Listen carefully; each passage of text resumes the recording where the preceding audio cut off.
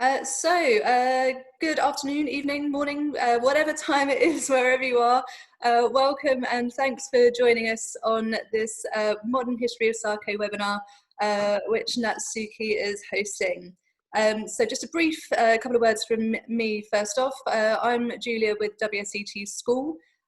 This is one of a series of webinars that we have started since the lockdown began. And we're hoping to continue to bring you more and more different events, informative events that can keep you interested, keep you occupied. So do keep checking back in on our events page, sign up to as many as you'd like, and we hope to see you soon. We are going to be recording this, so the plan is to send the recording out to everyone that's registered. So if you do miss it, or if anyone you know has missed it, you should be able to access it there. But that is all from me, and I will pass you over to Natsuki to get started. Great, thank you, Julia. So this is my ever first webinar, and I've been lecturing WSET Level 3 in the past 7 years. So I'm quite comfortable talking in front of a lot of people, but never being talking in front of the computer or my mobile. So a little bit nervous at this moment. And but thank you so much for joining. At the moment we have about 265 attendees total, which is great turnout. I've seen a lot of sake educators, WSET sake educators, sake friends, the IWC judges, also some of the students that I taught already, some sake friends. So thank you so much for joining. But if, whoever who hasn't I personally met, my name is Natsuki Kikuya. I reside in London for the past 11 years. But first, my connection to sake is my family, my mother's side family, who's in Akita, who's making sake over 300 years. That's my connection to sake. And I moved to UK 11 years ago, and my first job was working as a sake sommelier in London at Zuma and Roca restaurant. And about 8 years ago, I became independent sake consultant, educator, and that's when I started working with WSET. And with the help from Anthony Moss, MW, who many of you already know as well, we created this WSET Level 3 qualification, and then also Level 1 on the following year. Before start, I just wanted to thank all, in case is any essential workers in this group who is helping in medical service or distribution sectors, and as well as the service industry. Thank you so much for all your hard work during this hard period, and attending for this seminar. So just, I think everybody's mind is, I think, everywhere at this moment and in uncertain circumstances. But I just hope this 1 hour time at the webinar, we can drink sake together and learn about history and relax a little bit, and also thinking about the future. And I think that's why the topic history of sake really suits at this point, because a lot of times we learn things from history and the past histories, and sake having the history of over 2,000 years, it's been always with us in Japan. And we've been the sake has been contributing a lot to the history, and history has been contributing to sake itself. So we learned this during this time. It's quite limited, 1 hour. Hopefully we can all fit in. But also I want to make this time to think what we can do for the future for the sake industry. So today I just wanted to introduce what I'm drinking. 6 p.m. so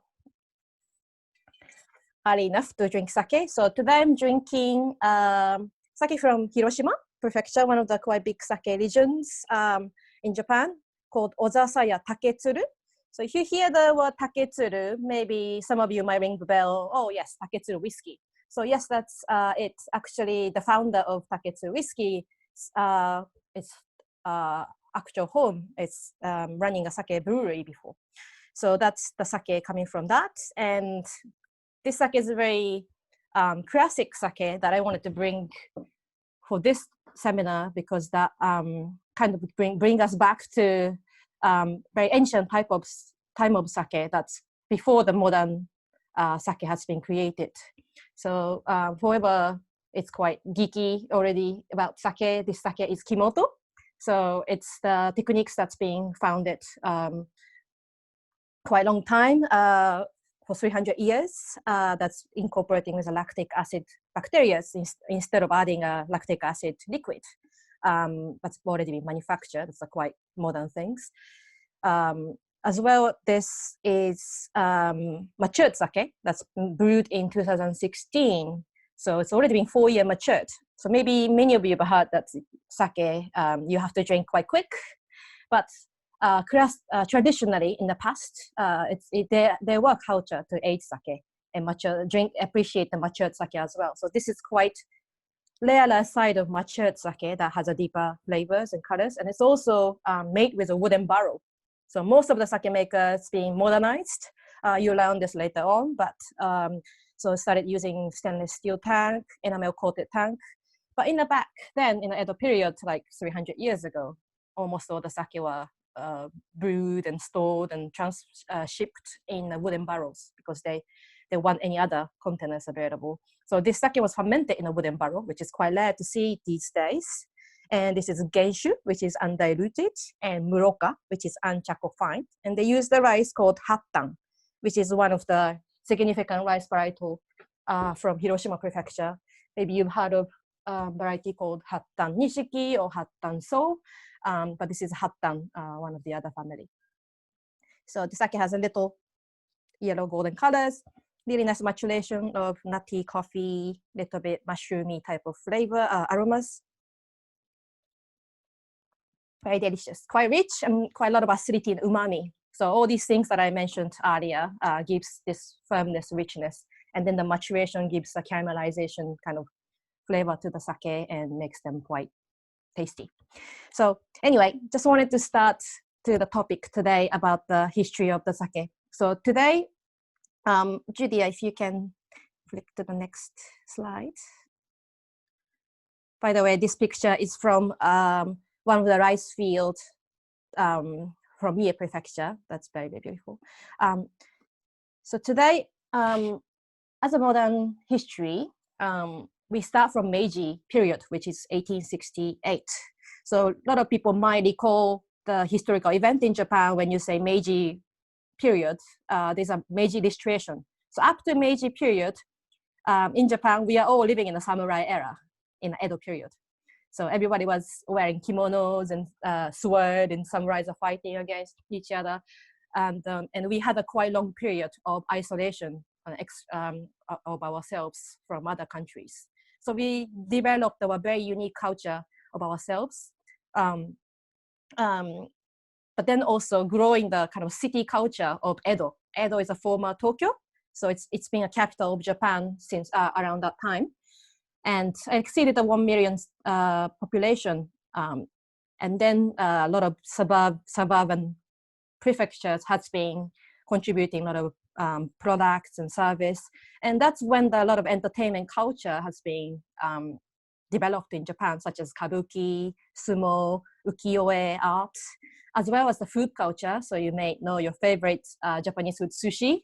This is when, at Edo period, this is when around the late 18th century, this is when these food culture kind of blossomed in Tokyo, same as tempura or soba noodles, sukiyaki. So these things was found within this kind of blossom of entertaining culture in the Edo period. And sake up until Edo period was, as I mentioned, the sake has a history of over 2,000 years. So starting from a very, very ancient time, all this, our ancestor has been forming a lot of techniques and try and error and experimenting sake techniques. But Edo period is when a lot of sake production techniques has been firmed or finalized. So such as, if you're already quite familiar about the sake, three-stage addition of the sake. So when you add all the ingredients to the tank, you actually split into 3 different stages over 4 days instead of putting everything at once. That is a safer and consistent way of fermenting sake later stage. And then as well as the pasteurization techniques. So one of the things, the sake never contains sulfide. So instead of adding that, we have been actually pasteurizing sake to stabilize the sake quality. This has been also found during this time, as well as forming a toji system. So maybe some of you heard of toji. Some of the Japanese terms that it's nice to remember. So toji, T-O-J-I, is master brewer of the sake, or head of the sake brewer. That's the top of the sake brewery, and he works as a conductor within the organization to form a sake production in one season. So during the Edo period, the organization of the sake, technique of the sake has been blossomed, as well as entertainment culture. But what happens in a Meiji period is quite radical. So as I mentioned, all these hundreds of years of the isolation away from the other foreign cultures, the Meiji government opened the door, opened the port, opened the gate to foreign people. Julia, if you can flip to the next page, that'd be great.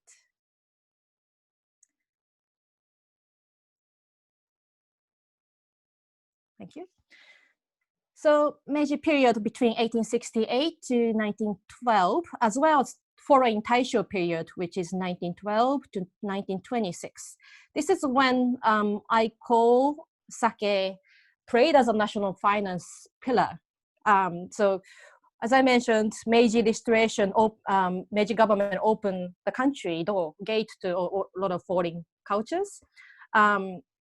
So the first presence of the sake outside of Japan was this time, such as the Vienna Expo or Paris Expo.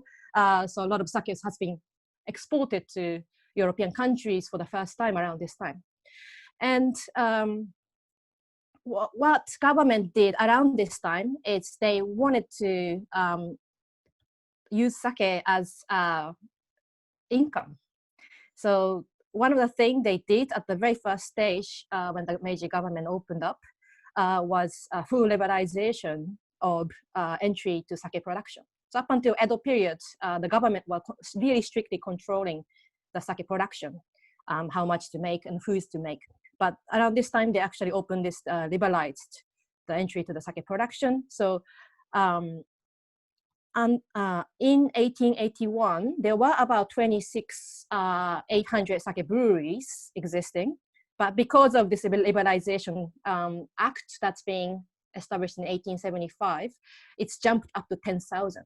So there were 10,000 sake breweries all around Japan after this act. And so everybody was going into the sake production. And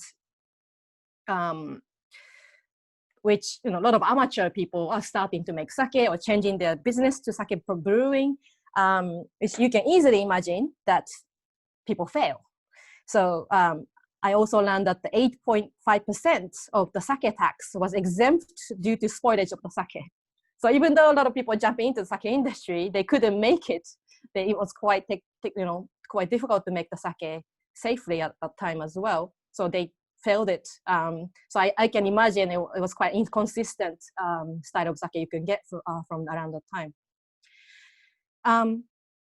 And one thing I wanted you to remember around this time, Meiji Taisho period, is this major revision of new taxation policy. So as I mentioned, government wanted to use sake as one of the biggest income for their budget. Zokokuzei has been issued in 1878, which is the brewery's tax based on the sake. So up until then, all the tax from the sake was coming from the alcohol percentages. But what the government changed is they started to tax all the sake produced in a year. So even, so as soon as sake has been pressed, that's the amount that you have to pay as a sake tax to the government. As you can imagine, this type of sake I've been drinking is being matured more than 1 year, 2 years, 3 years. So from the 11th century, the Japanese people are actually aging or maturing sake. There was a culture there as well. But imagine you have to pay a tax for all the sake being storing at the brewery. That's quite difficult. So I can see around this, because of this Zokokuzei Act, a lot of sake maker actually have to give up on making koshu or jukuseshu, which is a matured sake, So this culture actually died out around this time. And around 60 years ago, this this policy has been removed. So now you can see variety of the sake. As you know, there's a aged sake as well. But for a long time, this culture has been forgotten, I can say. And then other things, a lot of glass bottles and ishobin bottles has been introduced to Japan. So that introduction of the glass ishobin bottle, as I mentioned, sake has been stored and fermented and carried in wooden barrels or wooden vessels up until then. So with the introduction of the glass vessels, all this wooden fermenting or wooden taruzake, such as wooden but stored sake, has been slowly disappearing from that time. And another thing that I want to introduce, talk a little bit about this time is the foreign government advisors. So the government actually invited a lot of foreign advisors from in the different sectors like science or academics, art, all these categories, and including sake as well. So there were the gentleman called William Atkinson. He did actually study about the chemistry of sake brewing, and he was writing that he discovered sake makers are pasteurizing sake without using a thermometer that time. That's being issued in 1881. And he was saying that the sake maker in Japan that time were actually drawing on the surface of the sake the character no. So no is like a Japanese hiragana character that's kind of like a circle. So they're drawing a no character on the surface of the sake when they're pasteurizing, and you can barely light it. That's the right temperature to pasteurize. So they're using the kind of senses and to pasteurize that time. And knowing that the Louis Pasteur has been discovering the pasteurization techniques in 1862, he was writing the sake maker already knew how to pasteurize from the 12th century, which is quite surprising. So together with this Zokokuzei Act, with the taxing, the government enforcing to tax more, rely on the sake for the incomes. Up until one time, 35% of the national income was alcohol tax. So they really heavily rely on the sake. And one of the things they did to enhance this is abolishment of home brewing sake. So up until then, very casual sake that you drink at home, it was doburoku. So Akemi-san earlier was talking about during the quarantine, she's making doburoku at home and in her house in London. So she was making very home brewing style of sake, which is called doburoku in Japanese. So up until this time, or the family, it was a work for the mothers. They'll make the doburoku, very classic, very not complicated. You can make in a jar, small portions, slightly low alcoholic, can be quite creamy porridge without the filtration. That was the drink for every day. But the government, because they wanted to get a little bit more tax from the sake consumption, they abolished home brewing culture. So this is when the doburoku culture died as well, which is a little bit sad for me. But with the help of the government, the sake makers, it's been revived in the modern days. We will cover that later on, for the certain areas to be able to make doburoku today. And another thing around the early 1900s or 1904, National Research Institute of Brewing, which we call NREW, has been founded.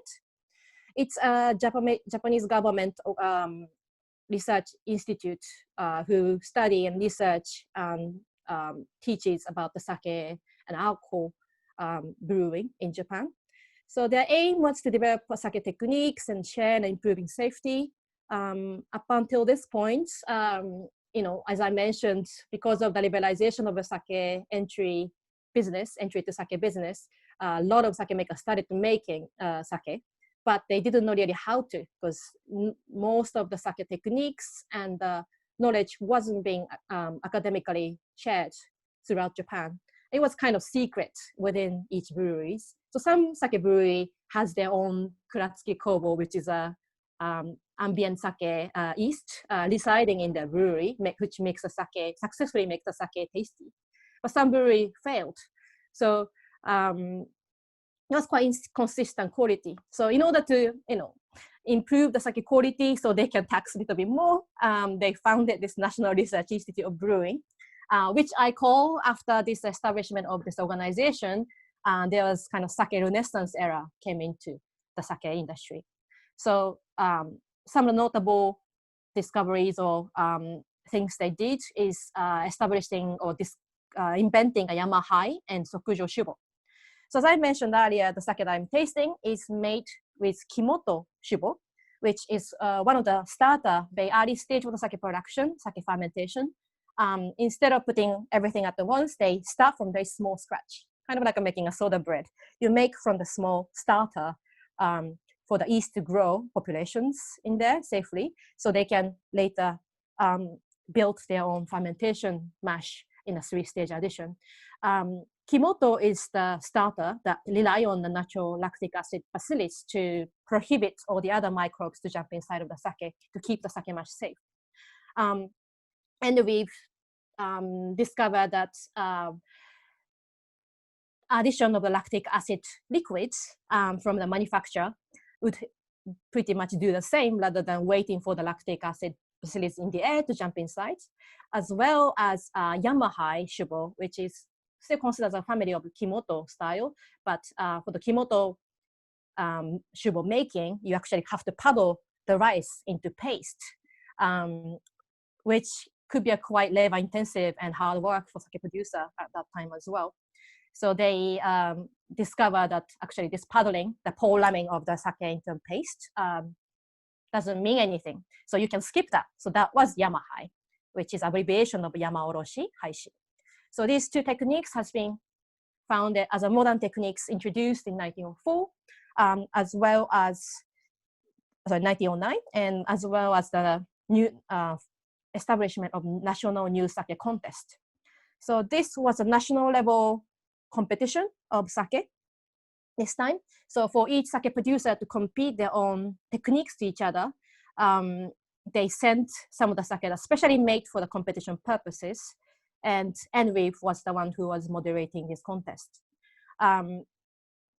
Because they wanted to compete techniques, the category of the sake they're making was not the sake that they're actually selling to the consumer. So they are actually challenging to make ginjo style of sake, which is very, very new around this time to make. So ginjo type of sake, I will explain to you a little bit later stage. It's involving a polishing of the sake rice into a quite small degrees, like nearly half of the size, where up until this time, all the rice was making almost with brown, because the rice polishing machines or milling machine techniques could only make the rice polishing up to maybe 80 or 70% max to remaining, so only able to remove 30 or 40% away from the core of the rice, from outer layer of the rice. But ginjo style of sake, you actually polish the rice to further degrees, and then you ferment in the lower temperature. The koji making for ginjo sake also involved a lot of skills as well. So that was a category that's being developed alongside with the development of the National New Sake Contest. It's a very highly prestiged contest that, and most historical, I can say, apart from 1 year, which has been lost by the war. Since this time, 1911, it's been happening every single year, and still happening this year as well. And because it's so highly regarded contest, some producer have to committed suicide one time after kind of failing to win the competition, getting a gold medal after the competition. So that's the competition that started from this time. And number 1 yeast has been isolated in 1906. So this is another thing that National Research Institute of Brewing, similar organization called Brewing Society of Japan, had started to do. So because there was a lot of spoilage of the sake at that time, because they didn't have any modern facility of the sake production, there's no temperature control. There was not, they're all using ambient yeast to make sake. So some producer, successfully make sake, but many of them failed. So, some of the areas such as they're known for the super soft water quality, like Hiroshima, for example, they didn't have enough mineral in the water to boost the fermentation to continue.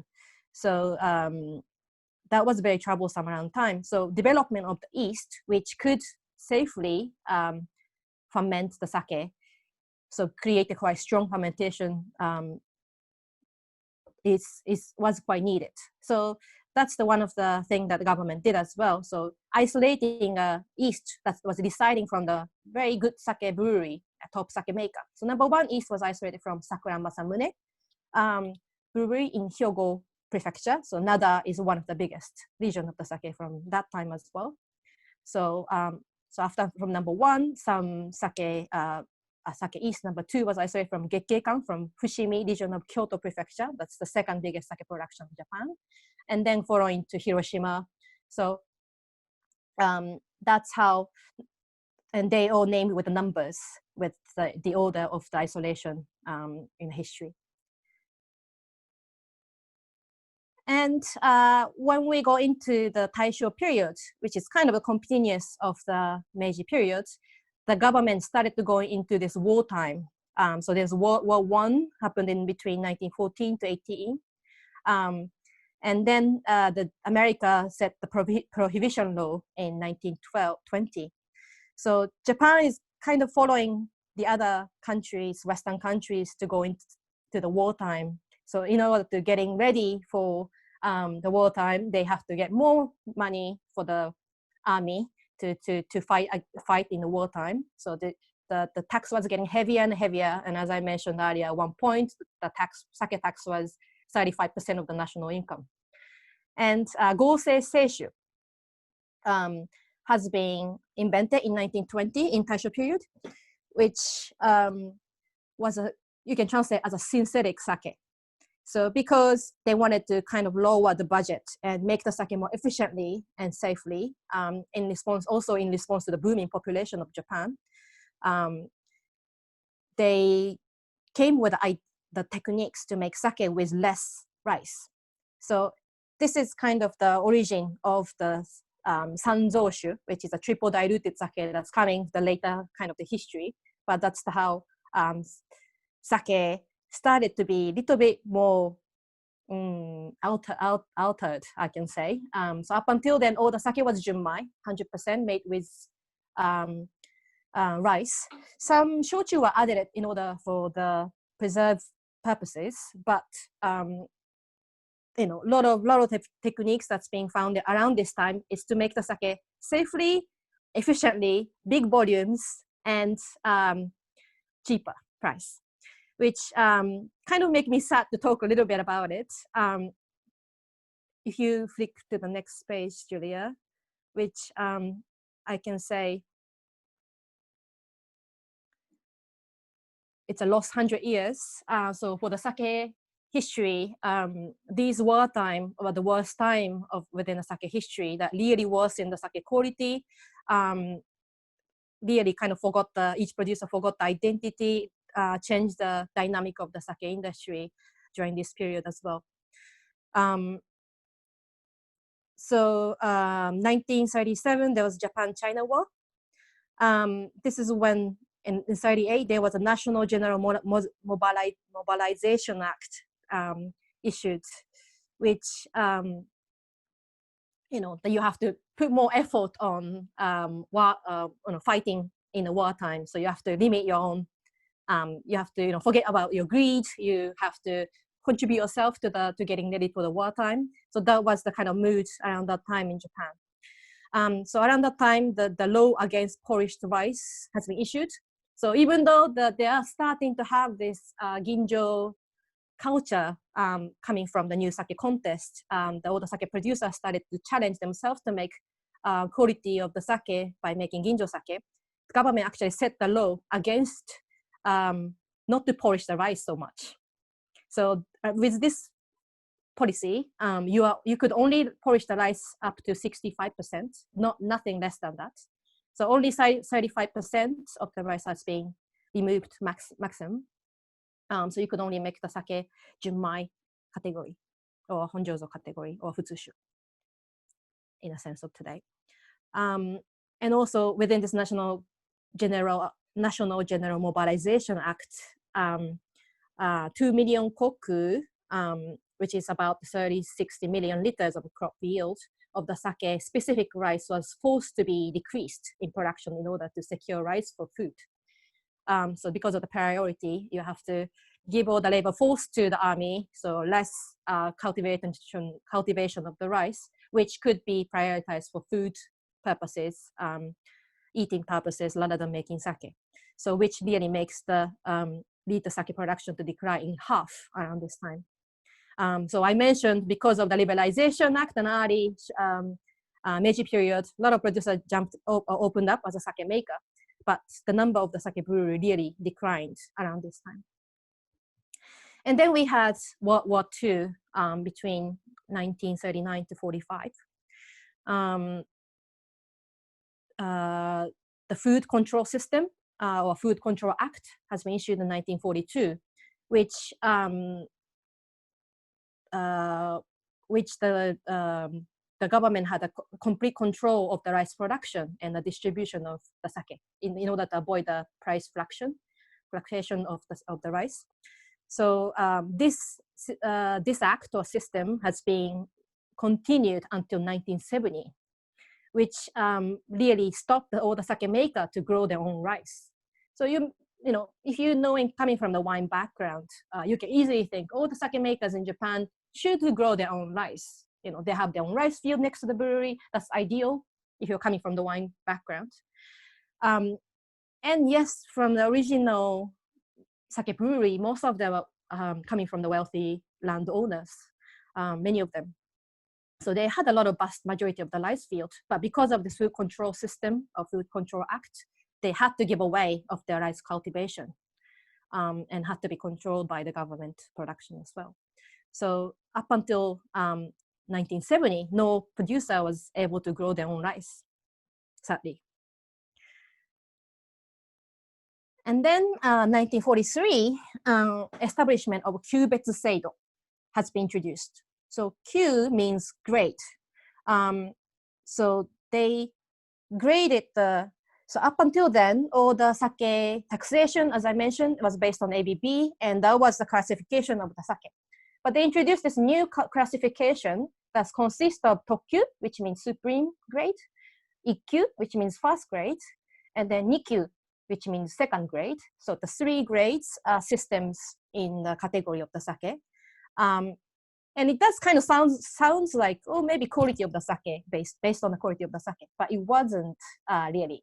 So based on the grade, there are different taxation rate.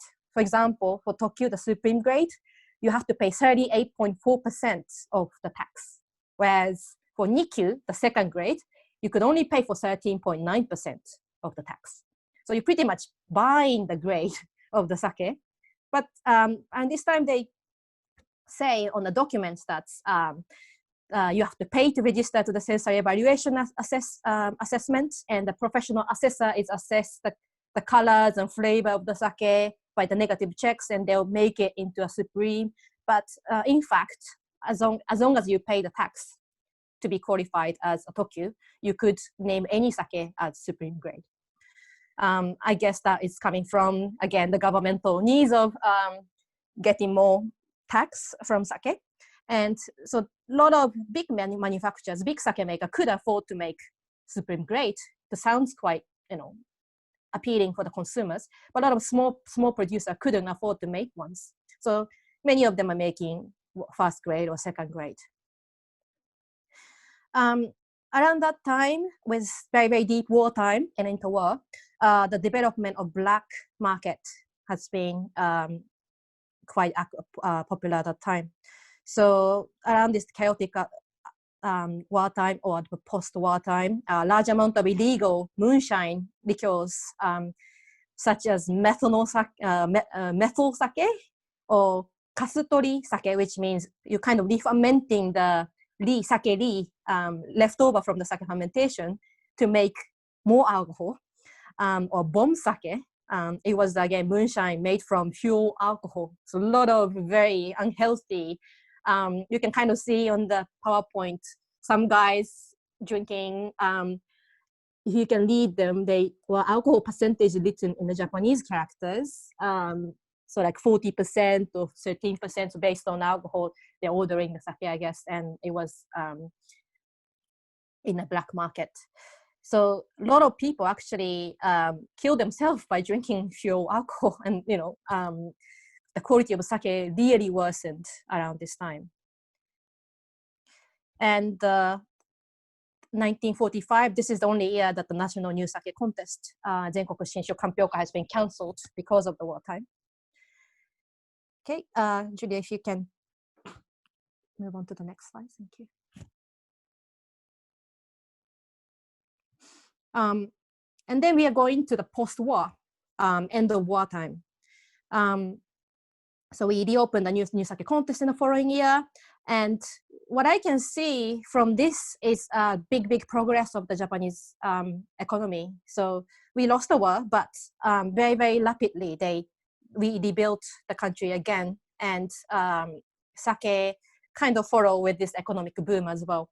So after all this harsh quality of the black market sake, the appearance of sanzoshu was one of the trial the government invented in order to make the sake a little bit safer and the consistent qualities. So sanzoshu translates as triple diluted sake. So it's kind of the similar sake as a gosei seishu, gosei seishu that I mentioned earlier. That's been made in the Taisho period, the synthetic sake. So in order to make the sake with a smaller quantity of the rice, you add, after the sake has been fermented, you add the rice has been fermented, you add the distilled alcohol, some minerals, succinic acid, glucose, lactic acid, glutamic acid, citric acid, so a lot of other flavor profiles, as well as sugar. So kind of flavoring and then diluting, topping up with water. So you could actually, it's called triple diluted because, if you have one part of the sake, you could actually make 3 times more volume by adding other things in. So this, it's become a form of kind of base of modern sake, or that's connected to Futsushu culture, quite regular sake, still drunk today. So, but the people had a safer option to drink rather than moonshine this time. And then we had the kind of economic miracle happened around this industrial era. The Japanese continued to grow their own economies between 54 to 70 in a very rapid way. And there were Tokyo Olympics in 1964 as well. So around this time, the big expansion of the sake production happened. The production really, rice was no longer shortage, so people could afford to buy rice as well. The government also encouraged the people to produce more sake as well. So with the growth of the economy, people drank a lot of sake. So okeuri or okegai culture has been formed around this time. So oke means barrel, uri means to sell, gai, okegai, the barrel gai, gai means to buy. So this is kind of like this OEM culture of the sake from small sake maker to big manufacturer, because the sake was taxed at because still the rice, how do you call it, quota system. So only limited amount of rice was being distributed from the government to each sake producer, but the big manufacturer wanted to make more. So what they did was they actually OEM'd to smaller sake maker to make the sake for them, because the sake tax at this time was only taxed at the bottling and shipment. So there was no obligation of tax payment for the people who makes one. So they're actually selling an untaxed sake to the big sake makers, and they put their own labels and then sell it to the market. So this kind of OEM culture really expanded around this time, which means a smaller, tiny family sake brewer had to give up their own way of sake making. They could only make sake for the big sake maker with their own request. Yeah, so this big kind of relationship has been formed around this time, as well as one cup sake has been invented at the Olympics time. Maybe you've heard of it in a small kind of 180 ml glass cup you can see on the picture in the slides. You can tap open and drink straight from the glass. So this was being invented for the audience. You can still drink, observing or watching the Olympics games and drink sake straight. So that's the time there. And then the jizake boom has been hit around this time in the 70s. So people started to, so as I mentioned, a lot of big companies are making sake from the smaller makers. So a lot of consumers started to think, oh, maybe I want to drink something else from the countryside that's not coming from the big company. So craft sake, jizake means craft sake. That's kind of becoming a little bit boom around this time. And this is the end of Food Control Act, so introduction of the Self-Rice Distribution Act, which was formed in 1969. All the sake maker can grow their own rice this time. So some sake makers switch their own production, switch their own way of sake making to hiring, started to work with the contractor farmers to grow their own rice. And in 1973, that's the biggest category sales, biggest sake sales were reported within the sake history. But unfortunately, after this 97, the sake shipment, consumption, sake brewery numbers continued to decline, unfortunately. Some people say it's because of the social background of people, Japanese people become westernized, our food culture has been changed, diet's been changed. But I personally think it's not only that. Knowing that sake had this rich Jumai classic culture that's appreciating the techniques of the ancestors, the government really changed them around by making them efficient, big volumes, and stable quality rather than the quality. That's kind of, I personally think it's the main reason why a lot of consumers lost their interest in sake. And probably that's why the sake consumption has been decreasing ever since this 73. Can you please flip to the next page, please? And then we have Heisei period, which is quite recent. I'm sure many of you are already born this time. In Japan, we had this great inflation of economic bubbles, so baburuki, happened between 86 to 91. There was big ginjo boom this time. So ginjo category has been oppressed because of the war, but after war, that's the category that people wanted to go forward, together with the craft sake boom. So very floral, fragrant type of sake is becoming really famous in the market, as well as this Niigata style Tanrei Karakuchi sake. So Tanrei Karakuchi means crisp, dry, and light sake. That's kind of signature style of Niigata prefecture. So imagine all these workers have been working in the primary industry as like farmers or fishermen or timbers, working sweaty everyday life, making vegetables or whatever in the primary industry. And they after the war, they changed the industry completely because of this economic growth. So more and more people are actually working in the third industry as an office worker, so working on the desk work every day. So the type of sake that's being demanded from the consumer has been really changed this time. So up until then, all the sake was quite rich and sweet. That's what all these primary industry people needed. They needed a sugar they can drink straight and become an energy. But around this economic bubble time that everybody switched into this IT sectors, working with the computer work and office work. They looking for something more restrained, something a little bit more elegant, something that's a little bit cleaner than the sake that I've been drinking. And probably that's the reason behind this Niigata clean, dry sake boom, or the Ginjo floral sake boom.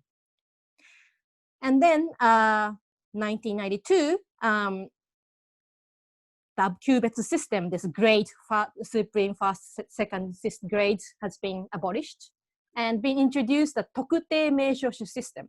So this is the system that a lot of people are very, very familiar to these days. Can you flip to the next page for a second? Thank you. So maybe if you have taken like level 1 sake course, this is the very basic information you learned about how to categorize a premium sake. So there's another whole category outside of premium called Futsushu, which is a regular or standard sake that takes up 60 or 70% of the industry. But the premium sake that I've been talking is categorized by rice polishing ratio, which means how much rice has been taking remaining from after polishing or milling, plus addition of the distilled alcohol. So by adding a distilled alcohol, it gives a cleaner, fresher, aromatic styles when it's being Ginjo categories. And the amount of distilled alcohol allowed to add for this premium sake is very limited compared to the other standard style of sake that's coming from this triple diluted or synthetic sake that in the past. So they are only adding a distilled alcohol for the quality. And there's another whole Junmai category, which, you don't even add a distilled alcohol in. So these are considered as a premium, and this being introduced in 1992 for the very first time. So, you think Daiginjo has been with us for a long time, but it's really a new ideas and categories that we've been drinking. You can go back to the previous slide again. Thank you. So that is a Tokutei Meishoshu system, which categorizes sake based on the polishing ratio, distilled alcohol addition, and how much alcohol you add. And there was a Futsushu, that's still a continuous category from Sanzoshu, the triple diluted sake that's considered as a table sake. And then in 1998, there's a very fast, in response to declining sake industry, this sake producer, Ichinokura from Miyagi Prefecture, released this sake that's very, very low alcoholic and something fizzy. So they released a very fast sparkling sake. It was called Suzune sparkling. It comes in a very feminine small bottles, very, very low alcohol, like 5%, and they're very fruity and sweet, bubbly. So they try to attract the female, younger audience to this, and they become quite successful. So a lot of foreign producers started making sparkling sake from them. But again, sparkling sake category is still less than 20 years old, actually, just about 20 years old category, very young category. And then 99, 14 sake has been giving birth. So some sake geeks people, 14 dai, it's most expensively, how do you call it, most traded with a lot of premiers and expensive prices, especially in Asian countries. It's kind of become a cult sake brand that everybody wanted to get, but very, very limited quantity. So it's kind of very mystery and cult sake maker still today. So the first 14 dai has been sold in 99. That's kind of leading sake maker from Yamagata Prefecture, Takagi Shuzo, who actually changed the dynamic of or system of the sake production. So the Kuramoto Toji has been introduced. So Kuramoto in Japanese means sake brewer, and Toji means master sake brewer. So sake brewery owner being a sake master brewer, it makes sense to me today. But up until this time, all the Kuramoto, which means the sake brewery owner, were face of the brewery, not touching any production. And instead, they'll hire the master brewer, Toji, as a seasonal worker. So a lot of Tojis or sake makers contracted seasonal workers who's working in the the primary industry in the farms or as a fishermen during the summertime, and when there's nothing in the farms or sea, they work at the sake brewery. So this system has been working, since Edo period, but because of the declining of the sake industry, they could no longer afford hiring seasonal tojis. That's quite expensive as well. So instead of hiring expensive, very experienced old toji who's over like 80 years old, for example, the owner or son of the brewery himself go to University of Agriculture, learn about brewing, probably works as a apprentice at some of the breweries several years, and then become a toji in their own 30s or 40s. Julia, it's previous slide, sorry. So that's called Kuramoto Toji. Yes, that's it. That's the Kuramoto Toji. And after this Juyondai boom, lot of craft sake makers become Kuramoto Toji himself. So instead of just observing a business, they started to actually hands-on sake making. Which makes sense. If you wanted to make sparkling sake and talking to your 80 years old Toji, can you make sparkling sake from tomorrow? They can't do it. So, with a fast changing trends, this really made sense to, catch up with the trend and survive in the surviving in the sake industry. Sorry, the time is going up, but I'll try to quickly go through this time and talk about the now and future. The Doburoku Toku has been established around this time. So Doburoku has been, the home brewing sake has been prohibited for a long time. But this year, 2002, they created a special zone, segregated zone to make Doburoku. As long as you register, you can still make Doburoku in certain areas of Japan. And then we go into the millennium around 2000. I can say some of the trends around this time is internationalization of sake makers.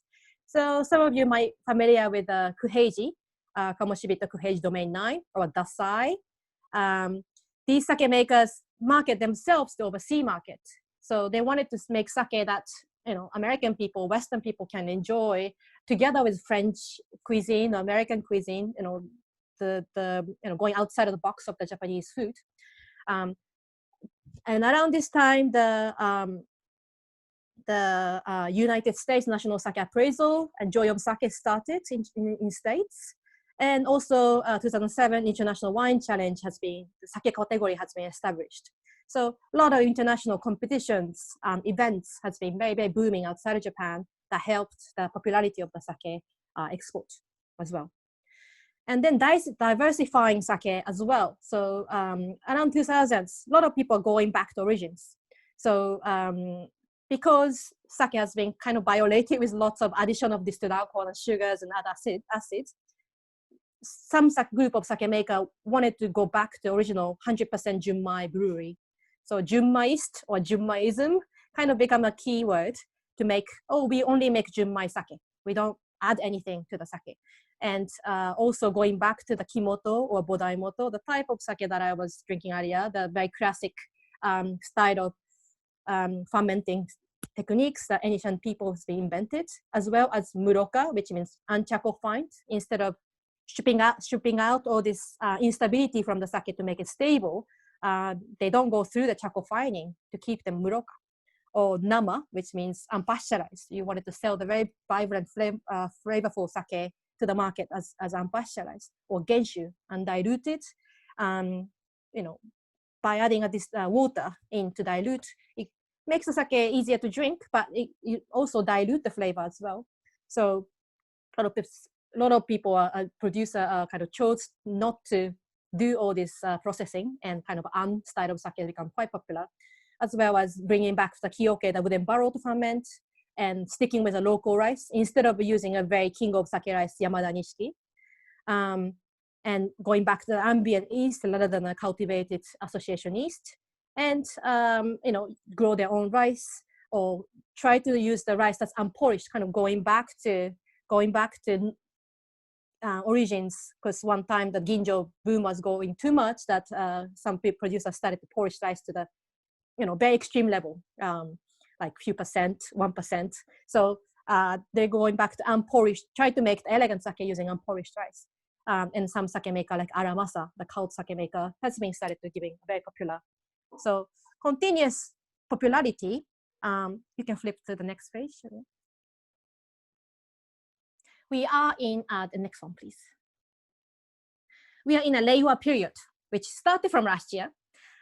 Just to talk a little bit about the current situation of the sake industry, as you can see in the chart, ever since this peak of the in 70s hit, the sake consumption and also sake brewery numbers has been declining to 1/3. Because of all the reasons that I've mentioned, westernization culture, this kind of futsushu drinks kind of not really suiting to the present today. The government controlled too much of the sake production one time, and it was quite difficult for the producer to bring back the control by themselves and kind of identify themselves who they are. So we've been struggling in the past 7 years, and then we have this coronavirus coming this year, which has really been damaging the industry at this moment. I've been talking with several sake makers. Most of the producers are down 80%, to some good producer maybe 60% down from the previous year in the past 2-3 months. That's not just the sake brewery itself. It connects to the restaurant that's been selling, the distributors been importing, retail shops that's been selling sake, as well as going back to the rice farmers who's been growing rice. And now we are nearly in April, May. This is the time a lot of sake maker make an order for the following year's rice. So they're debating how much should we buy for the following year. We don't know what's going to happen for the next year, next several years. And imagine the rice farmers, they just finished all this. They're kind of like coming in a bubble that they're not really understanding the situation. And all of a sudden the sake makers are saying, we want to place order 50%, down from previous year. That's a big shock. And it's not just the business and money. If you stop making rice, that's affect the nature, how do you call it, biorism of the natures in the regions, because you have to maintain the rice fields every year. And if you cannot maintain the rice fields, that means a lot of rice fields being abundant. Mountain has been abundant for a long time. And what's happening is a lot of wild animals living in the mountain with abundant mountain coming down to the city center and taking humans' food, and attacking the household as well. It's being a really issue. And not just that, we have a lot of rainfalls. And as you know, the rice cultivation in Japan is a wet rice cultivation. So if you're not making a rice, that means, how much water that's coming from the snow water or rainwater coming from the river, it's going to change completely. So I think at this moment we're in a panic state and really thinking about the economic factor the most. But in a very fundamental sense, we really have to think of how this would affect to the nature, how that would affect to the ecological system of the earth, and how we can still make sake or how we can appreciate. And that, I think that is becoming going to be a very big topic, I think, from this year, I think. And that's why I'm writing at the end, in needs of real jizake. So jizake means craft sake. I think the term or the definition of jizake has been started to change depending on the year. But what I'm talking about this jizake is you drink the sake local to your own place. So I know everybody's coming from different countries now, but we have a lot of sake makers outside of Japan, very international. Can you flip to the next page?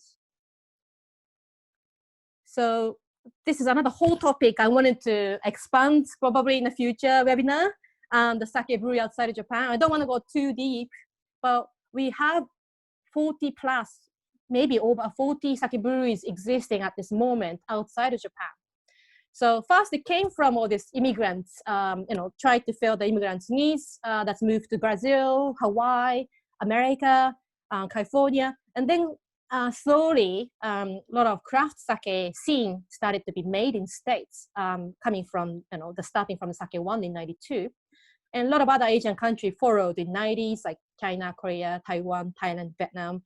And then we have all this quite big craft sake scenes out within Europe and other parts of non-American countries too. Please flip to the next page. Thank you. So we have, this is all only after 2000 year 2000. So sorry if I'm missing. I did try to do research as much as possible, but I'm not the perfect in this sense for the information. But this is what of the sake brewery, and that's been established after 2000 year 2000. So we have this artisan sake maker from Vancouver, Canada, Taiwanese sake maker that's also not the governmental owned one, that's new. And we have first sake maker from Texas, first sake maker from Ontario, first sake maker from Maine. We have some North Carolina, and some Sequoia is a first San Francisco made sake, and Setting Sun is San Diego, California. And we have a Zenkuro from New Zealand, yay. And then we have Nami from Mexico, Kensho from Spain, and Seda Liquida, the liquid silk from Catania, Spain. And then this, I can't pronounce this French royal one. That means a tear of the dragon. That's also the first French sake maker. And we have some more European ones, Kampai, London Sake Brewery, and then we have, Proper Sake Company, then sake maker from Oakland, California, Arizona, first Arizona sake, and then we have Dojima, the second sake maker from UK, they located in Cambridgeshire. I think the sake maker is still is with us tonight, exciting. And then we got Brooklyn Kura, very modern sake maker that's in the center of New York. They've been quite active in the webinar, so I highly recommend you to check their online talks and the events to join what they're doing. And then the kind of Honolulu sake production in Honolulu was actually the very first one in history, but they closed. So some person revived production of sake in Honolulu, which is called Iceland Sake Brewery. And Wakaze, which is the first sake in Paris, done by Japanese young team. And then we have a second New York sake brewery, Kato Sake Works. So lots of exciting things happening outside of Japan. And so what I meant by drink real jizake is, yes, we have to support sake industry by drinking, sake directly coming from Japan, but also like a lot of logistic issues, business issues. It might be not easy to have a widest range of selections. So I highly recommend you to try out your own local sake.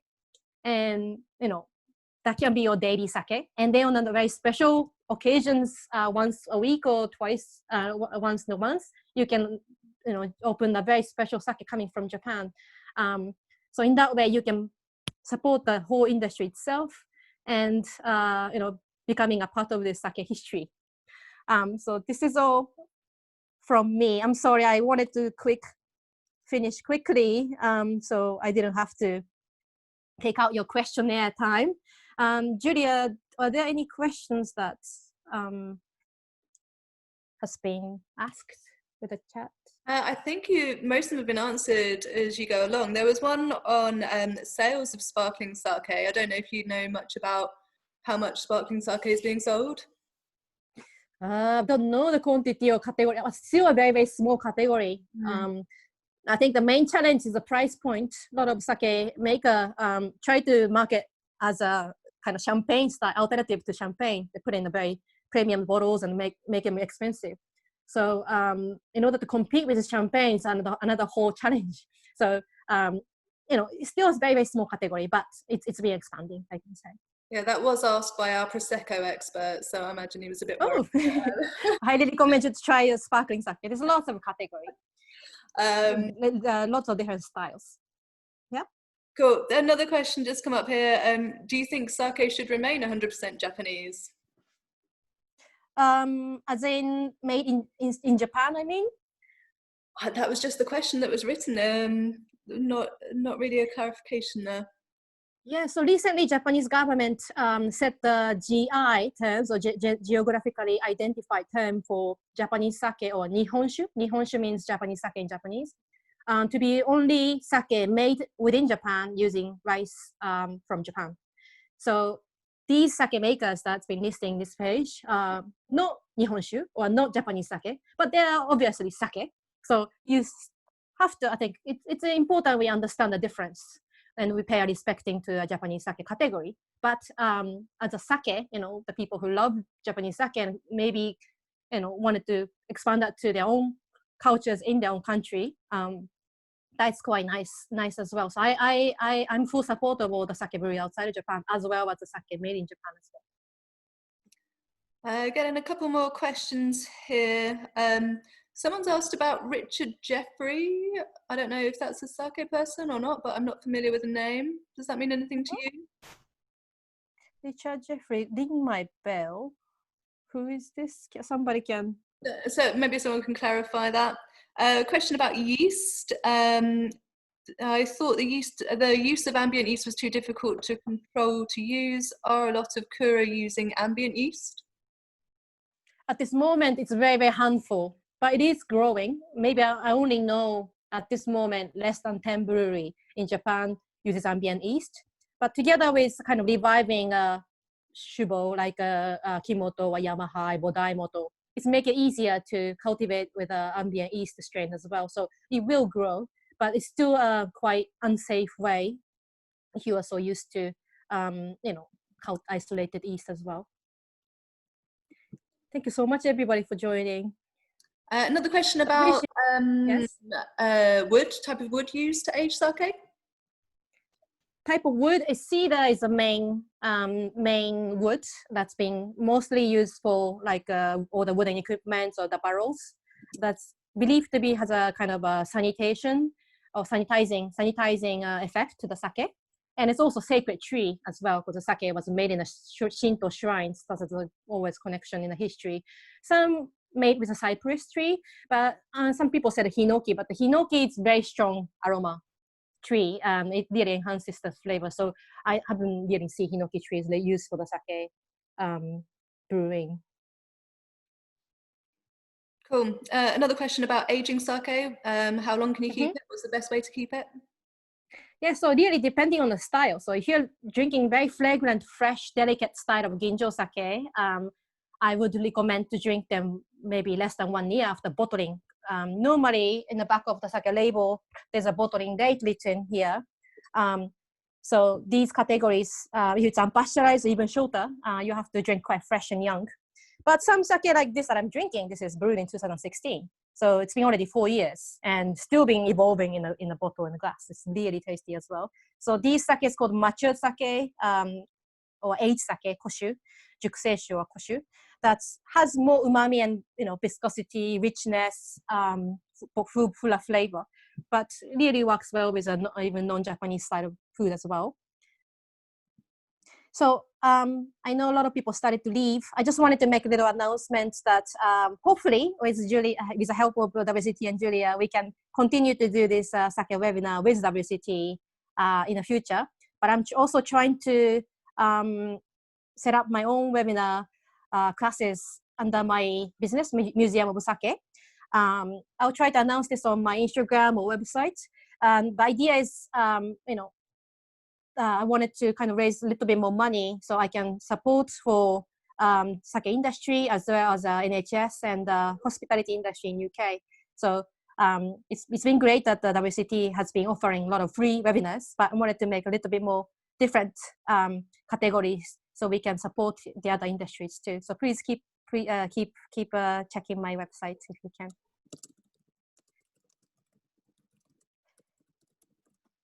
So, trying to keep an eye on questions here, but there's quite a lot of comments coming through. If anyone has any questions that they missed, please feel free to email me. My name was jlambeth@wsetglobal.com. It was on your confirmation email, and I can pass any questions that have been missed on to Natsuki. Yeah, otherwise all that's left to say really is, well, thank you so much for preparing that. It was really interesting, so much to understand, to know about. Yeah, hopefully more things that we can learn about in the future, but in the meantime, I think, as you correctly said, everyone just get ordering from their local producer, and let's get that little, someone called it quite a sad little graph that you showed. We need to get that tipping back up the other way somehow. Yeah, I'll say on my website, actually, I made a list of sake that you can buy online. And at this moment, it's only European countries. But there's actually quite a big list for UK sections that you can buy all the sake from the local sake distributors online, and all the local sake makers as well. So please try to support the local business, the local sake distributors and shops as well. All right, and that's something we all can do. Everyone get online now. Thank you so much for joining. I wish I could talk to everybody to be a little bit more interactive, but really great to have everybody on here, and hope to see you again soon. All right, I'm going to end the recording now.